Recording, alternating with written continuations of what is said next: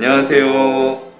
마이닥터TV 구독, 좋아요, 알림 설정 부탁드리고요. 오늘의 주제는 두통, 이럴 땐 꼭 병원에 가야 한다 입니다. 오늘도 친절한 유튜브 주치, 가정의학과 전문의 임닥터와 함께 하겠습니다. 반갑습니다. 반갑습니다. 네, 두통이라고 하면 우리가 워낙 일상생활에서 흔히 겪는 증상이기도 하고 뭐 두통엔 땡땡 뭐 이런 식으로 뭐 약도 많잖아요, 진통제. 그래서 흔히 굉장히 가벼운 증상으로 생각하고 넘어가기가 쉬운데 이게 그냥 또 패스했다가 나중에 큰 곤란을 겪는 경우도 있다고 하더라고요. 그러니까 이게 두통이 우리가 하는 뭐 흔히 말하는 뭐 편두통이라고 많이 알고 있잖아요. 그러니까 만성적이고 심할 땐 심하지만 또 괜찮을 땐 괜찮고, 그 외에는 또 요즘 이제 사무직 하시는 분들 이제 긴장성 두통 이런 병들이 있거든요. 근데 이런 두통은 당연히 이것도 병원에 가서 이제 병원에 가서 치료를 받고 약도 먹고 하지만, 이거는 뭐 우리 주변도 많고 있다 보니까 뭐 급하게 내가 꼭 병원 가야지 이렇게 생각 안 하실 거예요. 네, 보통 그렇죠. 그러니까 이런 두통에서 병원 가야 될 경우는 딱 하나죠. 뭐 약국이나 이런 데서 저기 두통약 먹고 했는데도 안 낫고 너무 심하면 병원 가죠. 아주 기준이 다 아주 단순합니다. 우리가 그래서 두통이 주변에 흔하다 보니까 아 그냥 두통이지 라고 해서 넘어가는데, 그래서는 안 되는 두통들이 있다.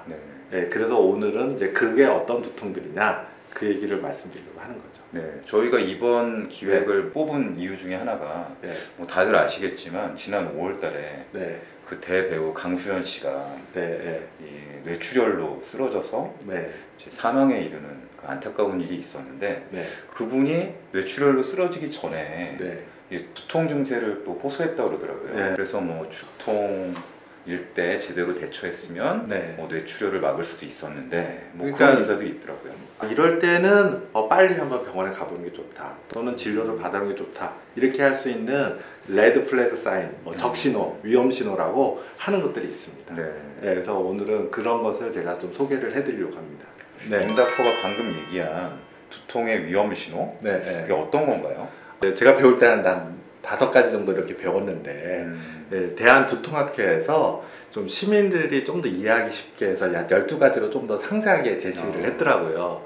그래서 오늘은 이제 그 12가지를 기준으로 좀 말씀을 드리겠고요. 결국은 이게 뭐냐면 단순 편두통 또는 긴장성 두통이 아닌 다른 원인의 2차성 두통이 경우를 의심할 경우, 이거를 이제 위험 신호로 하는 거거든요. 그래서 거기 순서에는 이제 좀 달리 있지만 사실 제일 먼저 중요한 게 2가지예요. 젊었을 때는 없다가 50대 이후에 처음 생긴 두통.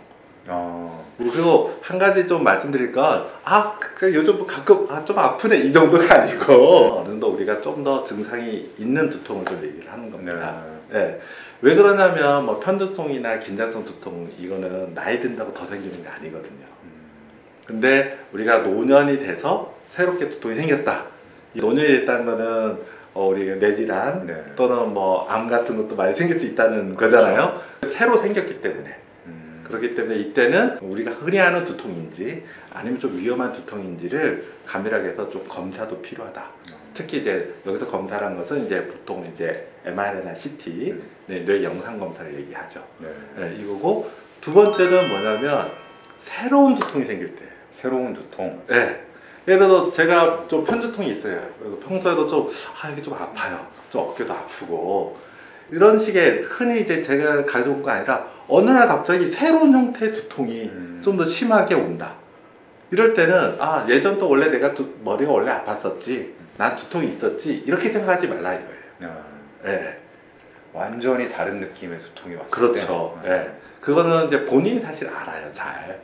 요럴 때는 그냥 한 번 더 진료를 보고 확인을 받아야 된다, 이런 거죠. 그러니까 뭐 갑자기 뭐 망치로 맞은 것만 그런 것도 있죠. 이제 그 망치로 맞은 것처럼 아프다 이럴 때는 이제 주로 얘기하는 거는 이제 뇌출혈.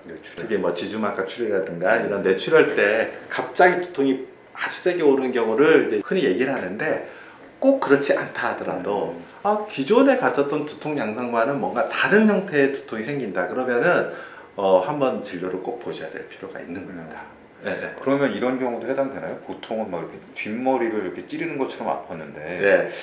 다른 부위가 찌르는 것처럼 아프다든지 이런 경우는 어떨까요? 근데 어쨌든 형태는 같은데 위치만 좀 다른 거잖아요. 네. 세 개는 좀 애매하긴 한데 물론 다 이것도 진료를 봐도 좋지만 요거는 단순히 위치보다는 형태도 달라요. 형태도 달라요.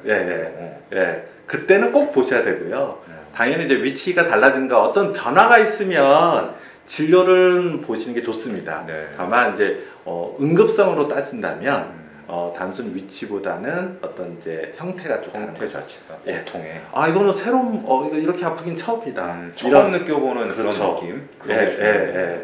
그러면 이제 두 가지는 말씀해 주셨는데 네. 그 다음은 뭔가요? 그 다음에는 이제 점점 심해지는 두통이죠.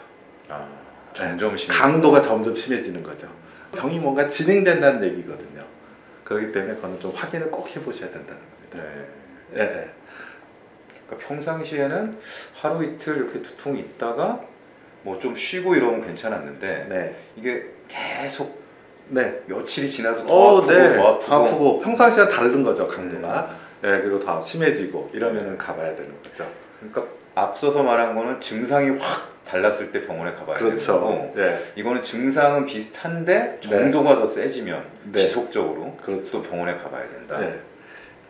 이런 거와 범주에 사실 들어가는데 두통학회에서 구별해서 또 뭐 하나 얘기했냐면 일반 진통제를 며칠 복용했는데도 증상이 없어지는 경우도 가봐라 이렇게 좀 추가를 해놨어요. 증상이 더 나아지지 않는 경우에 이런 경우도 가봐라. 대한두통학회에서는 좀 더 이렇게 좀 세분화하게 알려드렸죠. 보통은 이제 진통제를 드시는 경우가 많으니까. 그래서 그 다음에 또 어떤 경우냐면은 동반 증상이 있는 경우예요. 동반 증상. 보통 우리가 이제 편두통, 길장성 두통 외에 두통이란 거 외에 다른 어떤 특정 상황이나 어떤 다른 증상이 동반되는 경우 이런 경우는 봐야 된다 이런 거거든요. 동반되는 증상에는 어떤 게 있을까요? 그러니까 이제 그게 이제 그 경우가 나와 있는 거죠. 과로, 긴장, 기침, 용변 또는 성행위 후에 두통이 생긴 경우 이런 거거든요. 이게 뭔가 힘을 준 거죠. 특징이 보세요. 스트레스 받고 뭔가 긴장하고 그 다음 용변도 이제 용변을 보려고 힘을 주잖아요. 그 다음에 기침도 이게 세게 하면 힘이 들어가거든요. 이거는 혹시라도 이게 두통이 생기면 이제 뇌출혈 경향이 있어서 지금 말씀드린 거예요. 그리고 이런 경우도 두통이 잠깐 있다가 끝나는 경우가 아니라 이게 지속되고 이런 경우를 또 얘기하는 거죠. 그러니까 뭔가 힘을 딱 썼는데 갑자기 머리가 갑자기 탕 하면서 아픈 거죠. 이런 두통의 경우에는 확인을 해봐야 된다 이런 얘기죠. 저희 또 이제 한 뭐 70대 80대 어르신들 중에 화장실에 가서 용변 보시다가 또 쓰러지는 경우도 간혹 있지 않나요? 맞습니다. 대개는 뇌출혈이라는 것은 또 고혈압과 관련이 있잖아요. 그래서 고혈압을 관리를 좀 하셔야 된다는 얘기가 여기서도 나오는 거죠. 알겠습니다. 다음으로 넘어가 볼까요?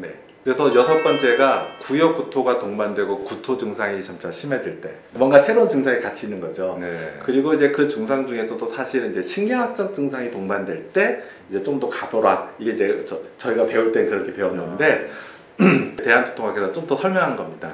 그래서 구역 구토가 동반돼 구토 증상이 심해진다. 이거는 이제 뇌는 뇌 뼈로 둘러싸여 있잖아요. 근데 뇌에 어떤 곳에 염증이 있거나 또는 출혈이 있어서 거기가 부풀어 오잖아요. 근데 거기는 뼈로 둘러싸여 한정된 곳이에요. 그러다 보니까 뭐냐면 뇌압이 상승해요.